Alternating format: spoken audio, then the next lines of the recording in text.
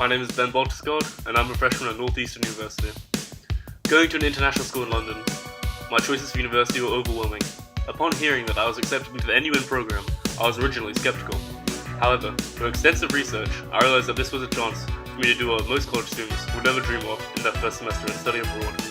Being half Irish, I chose Dublin over all the other choices, and looking back in hindsight, I know I've made the right choice.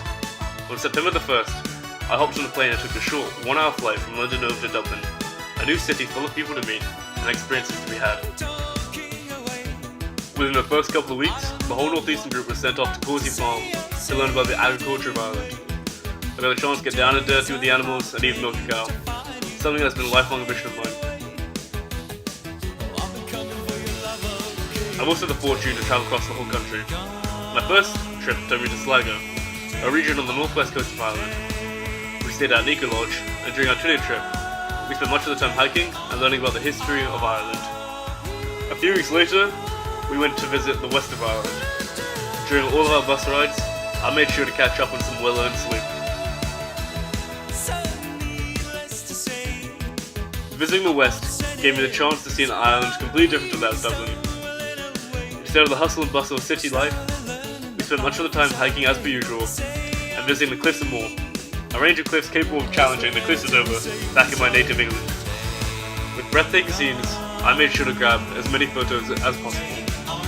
We also spent a day visiting the Aran Islands. While most of the group went on a guided tour of the island, a few others and myself became separated from the rest, on accident. Now we ended up making our own fun for the day, visiting all the sights and all the cliffs. My time in between trips wasn't dull either.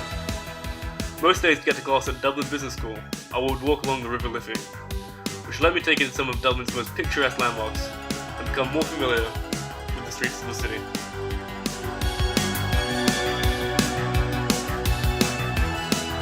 I was lucky enough to carry my passion for rugby. I spent much of my free time playing for and training with Monkstown Rugby Club, whose ability on the pitch could only be beaten by their antics and partying off of it.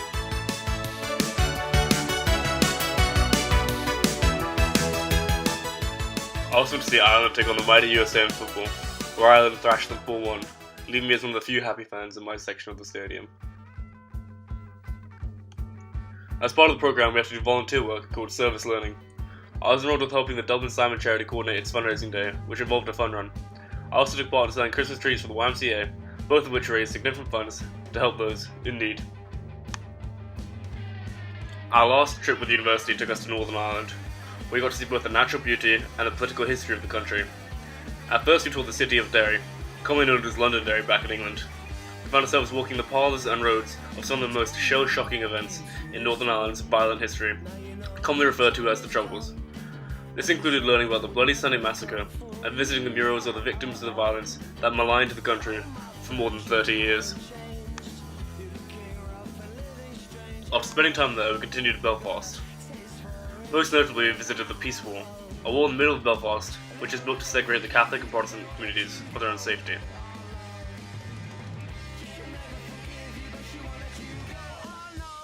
We then got the chance to visit even more nature on our drive from Derry to Belfast, the capital of Northern Ireland.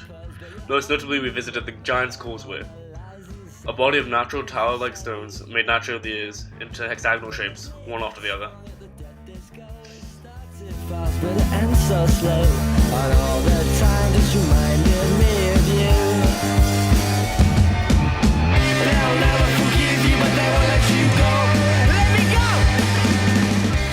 Living in my apartment could not have been easier.